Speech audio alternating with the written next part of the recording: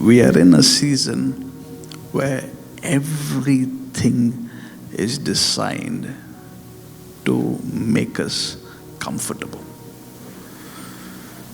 to make us lazy, to make us relax and take a breather. But this month, the Lord is saying, come up to me. There'll be days where He'll want you to fight and to stay in His presence. By fight, I don't mean a demon, I mean your soul.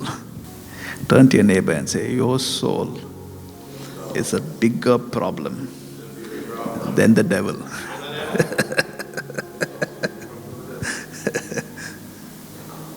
Because the devil is defeated. The soul needs to be defeated every day. So what will begin tomorrow is your first victory.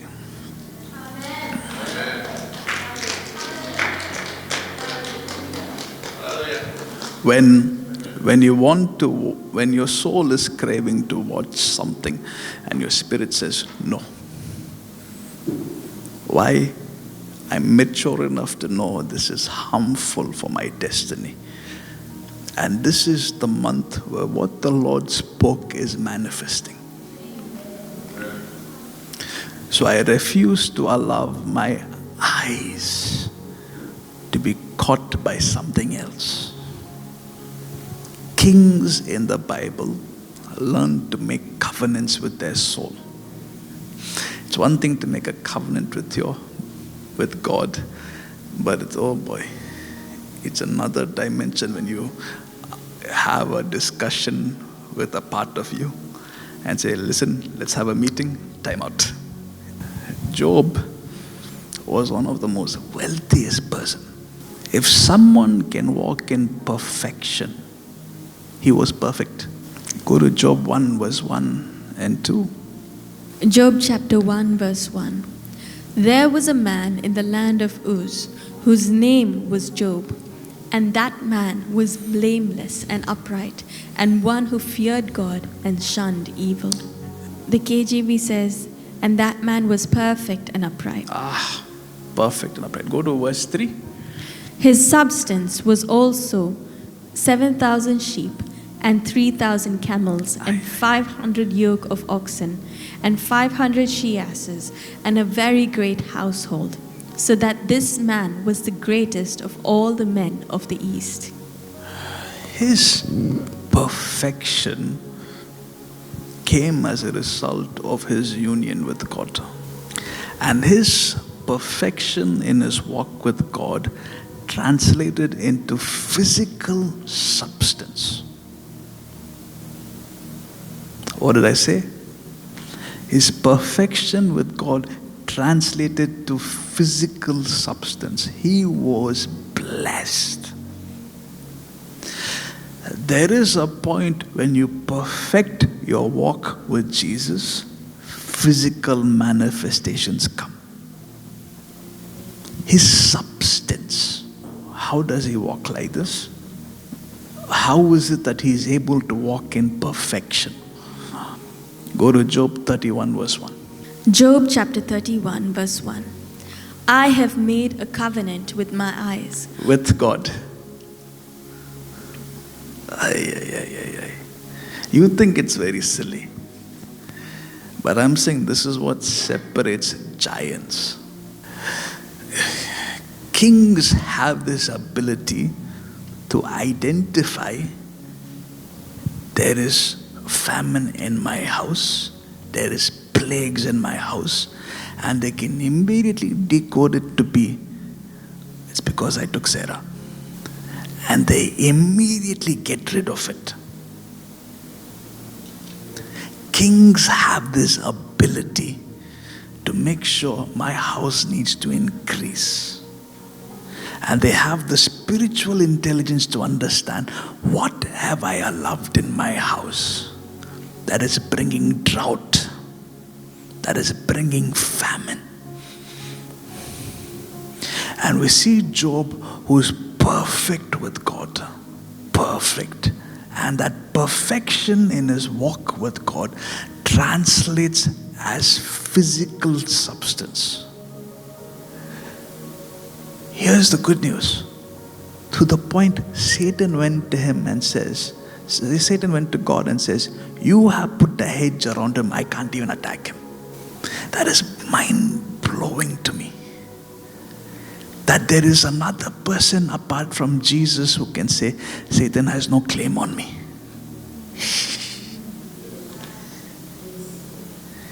There is a hedge around me, there is no access. Why? One area in my life I was weak, and I've made a covenant with my eye. I will not look upon any maid. My eyes are for my wife. As cranky as she is, even though she tells me, curse God and die, my eyes are for her. This is what separates him. The Lord has straightened many crowns. Today, you will not lose your crown. But as soon as I saw that, I understood what God is telling us. Whatever your soul is craving for is a lie. There is something superior waiting for your spirit to eat. What is needed is temperance.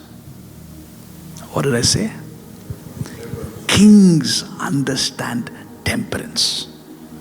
To function as a king, I understand this concept of temperance. What is temperance? Self-control. Self-control. 1 Corinthians chapter 9 verses 25, 26 and 27. And everyone who competes for the prize Everyone that competes for a prize is temperate in all things. Is temperate in all things. Turn to your neighbor, say, you're on a race. You're competing. Why? What are you competing for? When you understand that you have decided, you have made a choice in your life that you are fed up with how your life is currently.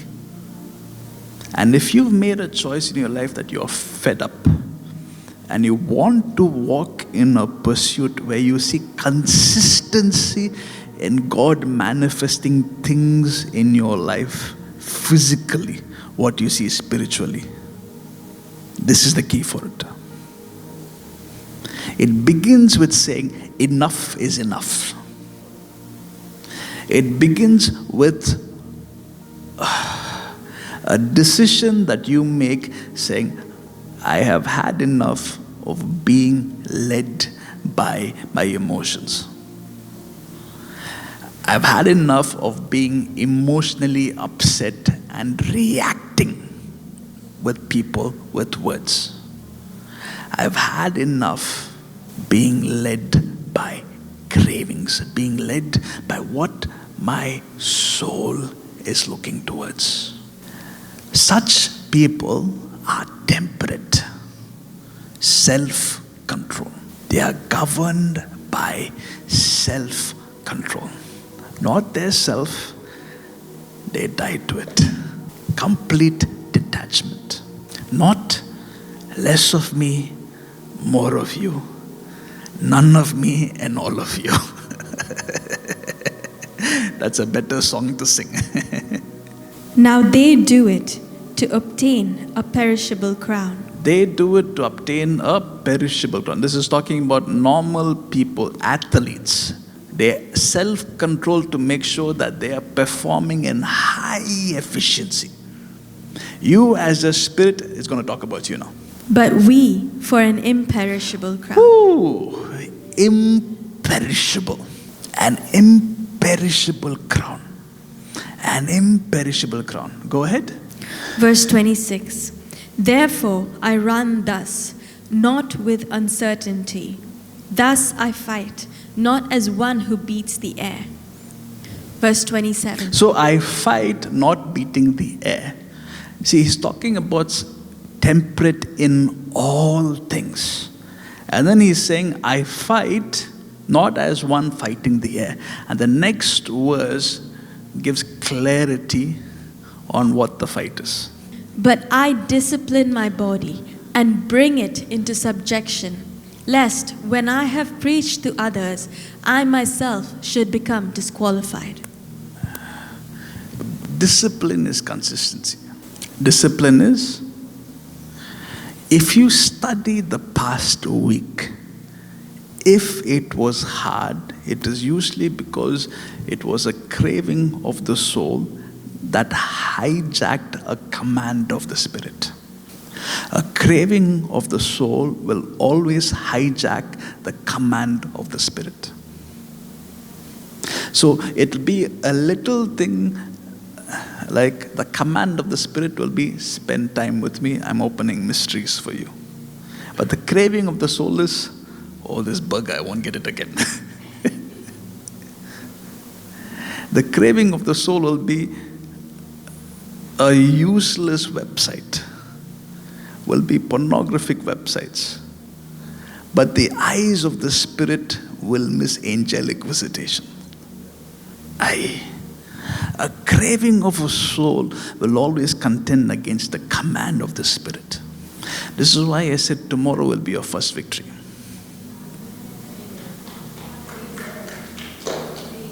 It'll be your first victory.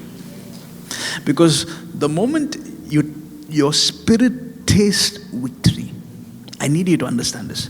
The moment your spirit tastes a little bit victory, it takes portions of your soul.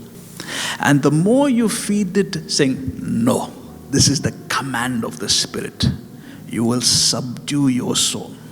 To the point your soul will be introduced another palate. Another palate. Your soul will begin to taste of another palate. How is it that you can walk righteously? It is because your words are like honey to my lips. So the moment you function in a command of the Spirit, your word begins to taste in the pleasure of God, which is far more superior to a craving, a temporary craving. Your word I have hidden in my heart, that I might not sin against you. Ooh. So I'm not just going to hear a command. I'm going to take the command and hide it in me. And meditating on the command is more powerful than the craving of the soul. And just that meditation will cause me to renounce that craving and cause my spirit to be more superior. Can the Lord test you this month? Can the Lord test you this month to see if you are worthy to be blessed? Can the Lord test you to find that you fear Him? Can the Lord test you to find that you are not only a person that is loved by God, but you are a person that God can trust? Oh, Pursuit of Kings. The Pursuit of Kings. I've noticed that if the Lord is giving us the grace to speak something, it's only because it's a possibility. This month, things that clung to your soul when you were a child, you will overcome this month. Things, habits, patterns that came into your life when you were a child, you will hold the head of that serpent. The Lord will find a faithful few that He can trust.